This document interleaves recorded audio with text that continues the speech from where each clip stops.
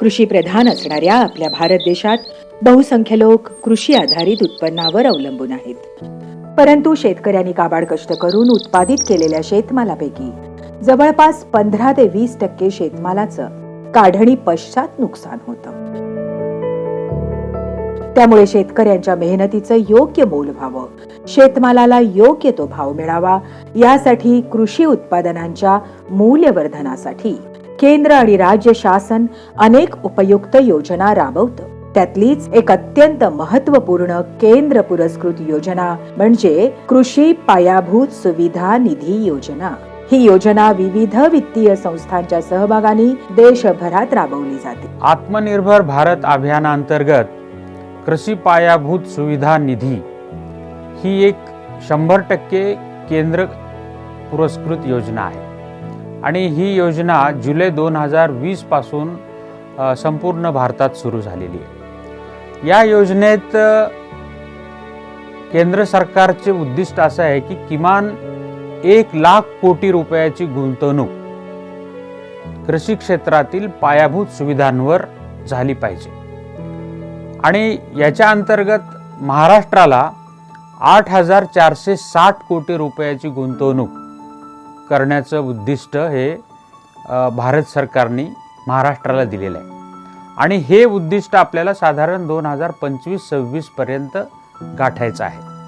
आता प्रत्यक्षात या योजनेचं उद्दिष्ट काय आहे तर शेतकरी आणि त्यांच्या संस्थांना काढणी पश्चात सुविधा उभारणीसाठी मदत करून बाजार संपर्क शेतकऱ्यांचा वाढवला आणि शेतकऱ्यांच्या निव्वळ उत्पादनात वाढ करणं हे मुख्य उद्दिष्ट या योजनेचं आहे. या योजनेअंतर्गत लाभधारकांना थेट अनुदान न देता 2 कोटी रुपयांच्या कर्जावर योग्य ती कर्ज सवलत शासनामार्फत उपलब्ध करून दिली जाते. तसंच या योजनेबरोबर केंद्र आणि राज्य पुरस्कृत विविध कृषी विषयक योजनांचा लाभ लाभार्थी घेऊ शकतात. या योजनेअंतर्गत आपल्याला लाभार्थींना वेगवेगळ्या प्रकारचे अनेक लाभ होणार आहेत.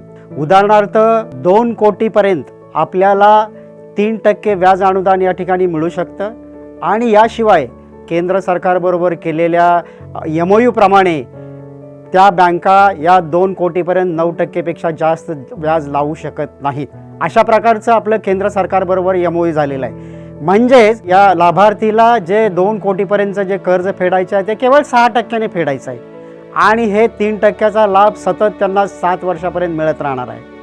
दुसरी एक याच्यातली महत्त्वाचं बेनिफिट असं आहे की हे 2 कोटीपर्यंतचं जे कर्ज आहे याला केंद्र सरकारची पत हमी आहे आणि या पत हमी अंतर्गत जे तुमचं कर्ज आहे 2 कोटीपर्यंतचं या CGT MSE मध्ये याला कवर उपलब्ध होणार आहे आणि हा कवर उपलब्ध होत असताना जो प्रीमियम आहे 7 वर्षापर्यंत जो बँका प्रीमियम भरणार आहेत अलॉंग विथ 18% GST हा सुद्धा प्रीमियम बँकांना केंद्र सरकारच्या माध्यमातून परतावा मिळणार आहे.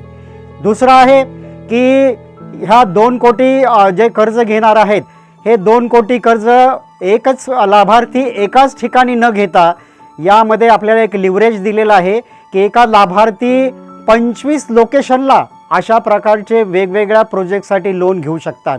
आणि ह्याच्याशिवाय जो महत्त्वाचा लाभ आहे की कन्व्हर्जन्समध्ये जरी एखाद्या लाभार्थ्याला सबसिडी लिंक्ड प्रोग्राममध्ये त्यांनी जर दुसऱ्या योजनेअंतर्गत कुठं कर्ज घेतलं असेल, उदाहरणार्थ स्मार्ट आहे, पोकरा आहे, मॅग्नेट आहे, MIDH आहे, नंतर नाबार्डची ॲग्रिकल्चर मार्केटिंग इन्फ्रास्ट्रक्चर आहे जे रुरल गोडाऊनसाठी आहे, तिथं सायझेबल अमाऊंटची सबसिडी दॅट इज 25% किंवा 60% किंवा 33% सबसिडी तर मिळेलच, त्याच्याशिवाय 3% ॲडिशनल बेनिफिट मिळेल. म्हणजे थोडक्यात एकावर एक बेनिफिट आपल्याला मिळणार आहे. या देशामधल्या ज्या 12 नॅशनलाइज बँका आहेत, मग तुम्ही स्टेट बँक असू द्या, सेंट्रल बँक असू द्या किंवा बँक ऑफ महाराष्ट्र असू द्या, आणि त्याच्याशिवाय 20 प्रायव्हेट बँका आहेत ज्या HDFC आहेत, ICICI आहेत, IDBI आहेत किंवा इतर ज्या बँका आहेत किंवा स्मॉल फायनान्स बँका आहेत, ह्या आपल्याला ह्या योजनेअंतर्गत कर्ज द्यायला बांधील आहेत आणि ते पण 2 कोटीपर्यंत 9% व्याजदराने.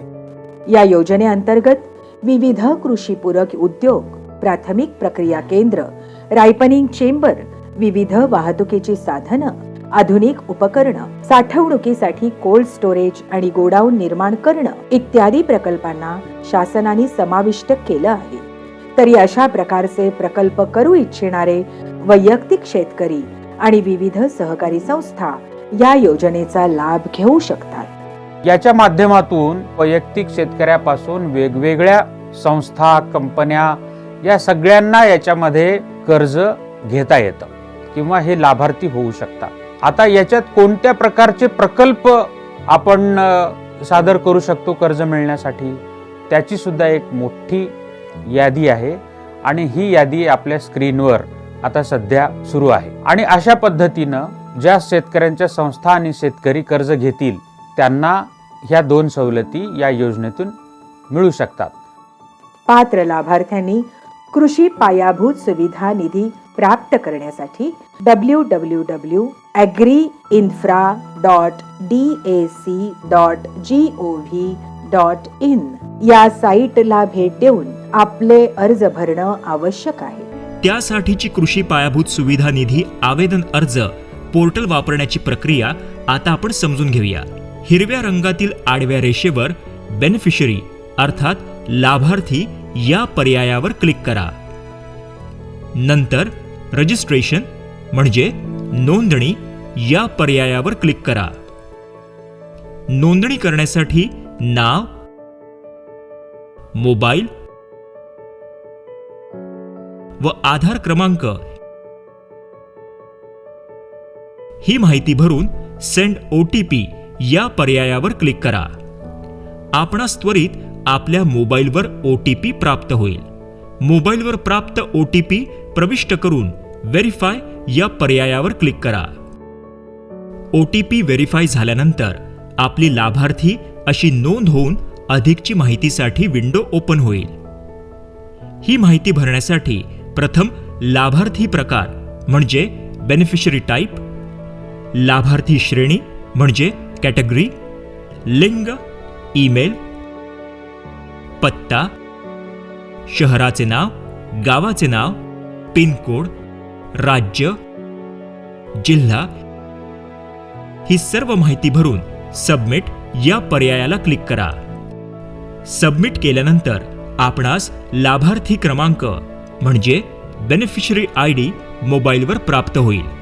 सर्वसाधारणपणे यासाठी 30 सेकंद ते 1 मिनिटाचा कालावधी लागतो. यानंतर आपणास लाभार्थी नोंदणी यशस्वी झाल्याचा संदेश प्राप्त होईल. आता अर्ज भरा. अर्ज भरण्यापूर्वी 2 बाबी जाणून घेणे अत्यंत महत्त्वाचे आहे. याकरता लॉग इन करण्यापूर्वी पुन्हा बेनिफिशरी या पर्यायावर क्लिक करून DPR म्हणजेच डिटेल्ड प्रोजेक्ट रिपोर्ट म्हणजेच सविस्तर प्रकल्प अहवाल या टेम्पलेटवर क्लिक करा. आपणास या ठिकाणी करावयाच्या अर्जाचे स्वरूप कळेल. अर्ज डाउनलोड करून सेव्ह करा. DPR सेव्ह केल्यानंतर पुन्हा बेनिफिशरी ऑप्शनला क्लिक करा. समोर दिसणाऱ्या चेकलिस्ट ऑफ डॉक्युमेंट्सला क्लिक करा. यातून आपणास अर्जासोबत बँकेला आवश्यक कागदपत्रांची माहिती मिळेल. आता प्रत्यक्ष अर्ज भरण्यासाठी लॉग इन पर्यायावर क्लिक करा. आपला ईमेल ID, पासवर्ड टाकून लॉग इन करा. आपणास समोर अर्ज सादर करण्यासाठीचा डॅशबोर्ड उपलब्ध होईल. नंतर लोन ॲप्लिकेशनवर क्लिक करत अप्लाय लॉग इनला क्लिक करा. आता आपल्या प्रकल्पाची म्हणजे प्रोजेक्टची विस्तृत माहिती भरा. सर्वप्रथम प्रोजेक्ट टाईप म्हणजे प्रकल्पाचे स्वरूप निवडा. जर समजा प्रोजेक्ट वेअरहाऊस असेल तर वेअरहाऊस पर्याय निवडा. निवडलेल्या प्रकल्पासंदर्भातील विस्तृत माहिती जसे प्रोजेक्टचे नाव, प्रकल्पासाठीचा अंदाजे खर्च, जमीन मालकीची की भाड्याची ही माहिती भरा. आता डाउनलोड करून भरलेला DPR अपलोड करा. DPR अपलोड करण्यापूर्वी त्यामध्ये बँकेस आवश्यक अशा गोष्टी जसे ताळेबंद, उत्पन्न प्रमाणपत्र, खेळते भाग भांडवल, कर्ज परतावा कालावधी यांचा समावेश असल्याची खात्री नक्की करा. नंतर प्रोजेक्टबद्दल अन्य माहिती जसे पत्ता, राज्य, जिल्हा, प्रोजेक्ट ज्या ठिकाणी आहे त्या गावाचे नाव, पिनकोड प्रविष्ट करा. नंतर प्रकल्पाचे जिओ लोकेशन म्हणजे अक्षांश रेखांश यांची नोंद करा. हे ध्यानात घ्या, स्मार्टफोन धारक प्रोजेक्टचे भौगोलिक स्थान किसान सुविधा ॲपद्वारे ऑटोमॅटिक पद्धतीने करू शकतात. आता कर्जाबाबतची माहिती जसे कर्ज देणारी बँक, बँकेची शाखा, जिल्हा, कर्जाची रक्कम. लक्षात घ्या, कर्जाच्या 10% रक्कम लाभार्थ्याकडे असणे अनिवार्य आहे. कर्जाचा कालावधी ही माहिती भरून सबमिटवर क्लिक करा. त्यानंतर अर्जांची छाननी होऊन पात्र लाभार्थींना या योजनेच्या प्रकल्पासाठी विविध शासकीय आणि खाजगी बँकेमार्फत कर्ज पुरवठा करण्यात येतो. अपलोड केल्यानंतर काही दिवसामध्ये आमच्या केंद्र सरकारच्या PM मधून आपल्याला अप्रूव्हल मिळेल.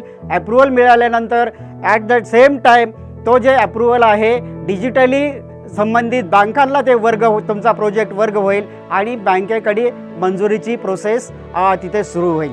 मंजूर झाल्यानंतर तुम्हाला हे 15 दिवसामध्ये त्याचं कर्जाचं वाटप करणं बँकेनं अपेक्षित आहे. हे वाटप झाल्यानंतर आपल्याला जो व्याजाचा परतावा आहे तो व्याजाचा परतावा बँकेने प्रत्येक तिमाहीला आमच्याकडे एका विशिष्ट प्रोफॉर्मामध्ये सबमिट करायचा आहे.